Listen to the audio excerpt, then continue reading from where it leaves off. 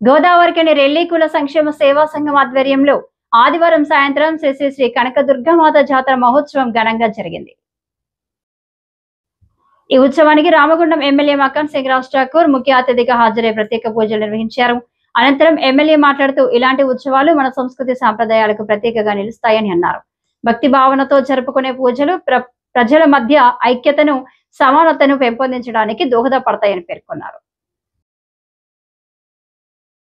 ప్రతి 2 సంవత్సరాలకు ఒకసారి దుర్గామాత ఉత్సవాలను బ్రహ్మాండంగా వెళ్ళి కుటుంబ సభ్యులందరూ కూడా పూర్తి పిల్ల పాపలతో కుటుంబ సపరివారంగా ఘనంగా నిర్వహించుకున్నటువంటి పండుగ. ఈసారి నేను ఇది 3వసారి నేను భాగస్వామి కావడం. 2 సంవత్సరాలు ఈరోజు మేము గతంలో ఎప్పుడు వచ్చినా కూడా వర్షాకాలంలో వస్తుంది ఈ పండుగ.